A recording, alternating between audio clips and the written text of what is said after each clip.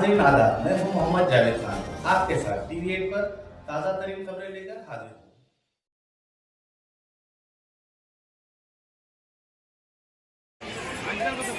ఈ యొక్క పవిత్రమైనటువంటి ఆలయంలో మహాశివరాత్రి పర్వదినాన ఎంతో మంది భక్తులు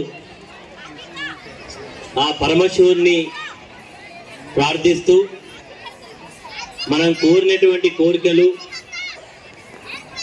మనకు ఉండేటువంటి కష్టాలన్నీ కూడా తొలగాలనేటువంటి ఉద్దేశంతో ఈరోజు ఇక్కడికి వచ్చి మనందరం కూడా ఎంతో భక్తులతో ఈ కార్యక్రమాలు నిర్వహించుకొని ప్రతి సంవత్సరం కూడా ఈ మహాశివరాత్రి నాడు మనందరం కూడా ఎంతో మనకు ఉండేటువంటి ఆపదలన్నీ కూడా భగవంతుడికి విన్నవించుకుంటే ఆయన భోళా శంకరుడు మనందరికీ కూడా ఎంతో కోరినటువంటి కోరికలు నెరవేరుస్తూ మనందరం కూడా వ్యవసాయమే మన ప్రధానమైనటువంటి జీవనాధారం.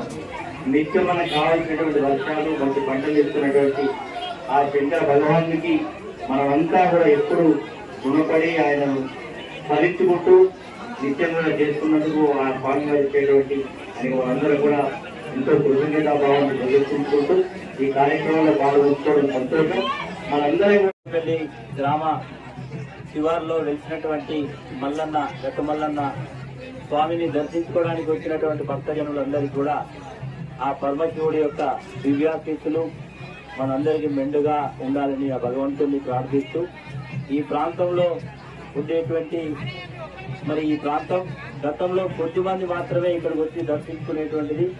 శివరాత్రి పండుగ సందర్భంగా ఈనాడు చాలా మంది భక్తులు ఈ ప్రాంతంలో ఉండేటువంటి వాళ్ళందరూ కూడా రావడం, ప్రతి సంవత్సరం కూడా భక్తి శ్రద్ధలతో ఈ కార్యక్రమంలో పాల్గొనడం మనందరికీ కూడా ఆ యొక్క స్వామివారి దివ్యాశీస్సులతో మనం కోరినటువంటి కోరికలను కూడా నెరవేరుతూ ముందుకు వెళ్తున్నటువంటి సందర్భంలో నేను మొన్న రెండోసారి కాల్సినప్పుడు అయినప్పుడు ఇక్కడికి రోడ్డు ఇక్కడికి రావాల్సినటువంటి కొన్ని వసతులు చేసుకోవడం జరిగింది.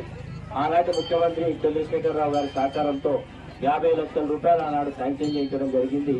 ఆ రోజు ఎన్నికలు రావడం వల్ల ఇన్ని రోజులు అది నోచుకోలేదు.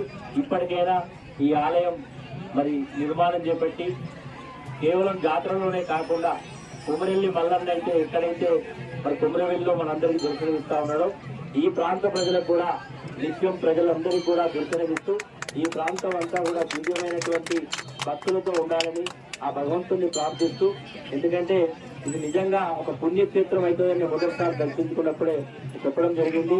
చాలా ఆహ్లాదకరమైనటువంటి వాతావరణంలో అటు పక్క వాగు ఇటు పక్క